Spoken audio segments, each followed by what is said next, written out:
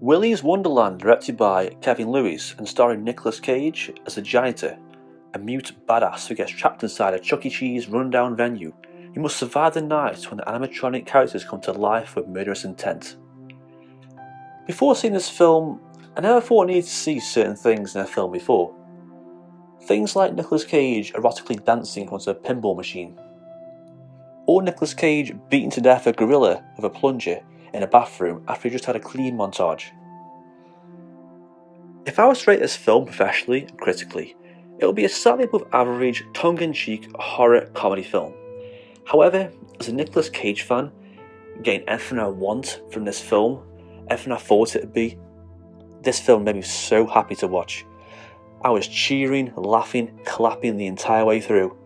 Every sort of thing you could think of that what you wanted to happen, the film meets that expectation and goes beyond it. Every problem Nicolas Cage faces, any animatronic, any horror that he confronts, he handles such an over-the-top, completely stoic, badass way, and you can't help but cheer for him. As I said before, Nicolas Cage has no lines in this film. He is completely mute. It kind of works though because his character has this mysterious edge. I mean, he just drives a muscle car, has a leather jacket on, shades. He drinks this soda a lot, and that's about it really. That's his character. His car breaks down. He's offered some money for cleaning up the rundown Willy's Wonderland venue, unaware of the animatronics inside, which are all these weird sort of creative Five Nights at Freddy's kind of looking things. And his character in this film is so stoic and tough and stern.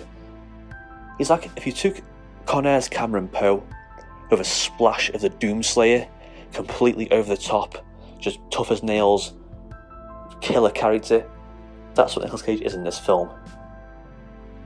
He's pulling down his shades, squaring up against the enemies, kicking down doors off the hinges, sending them flying, headbutting animatronics, ripping off heads, pulling out tongues, getting splashed in blood. As I said before, the film has lots of tongue-in-cheek 80s style cult tropes. This film feels like an 80s film brought forward into this modern era. There's the ridiculous plot with the cultists and rituals. There's the teenage kids who kind of want to burn down the building but are just there for cannon fodder really, but you can see it coming from a mile away. But this all works, the director knows what you want. There's some interesting shots here, a lot of slow motion, a lot of up close fights.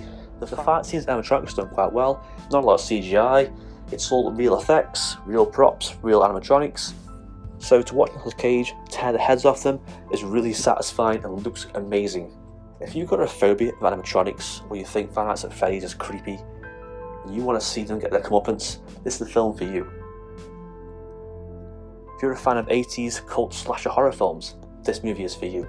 If you're a Nicolas Cage fan and want to see him go crazy, this is the film for you.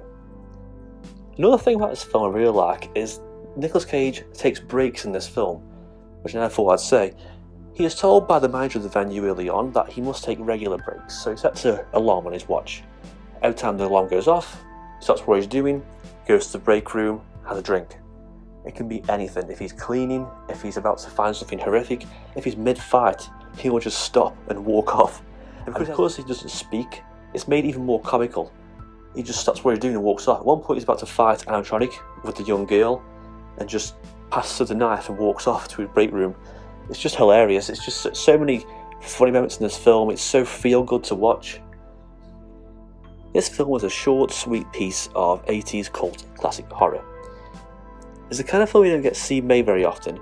It's a cheap, schlocky horror comedy film, but it knows what it is. It doesn't take itself seriously in any way.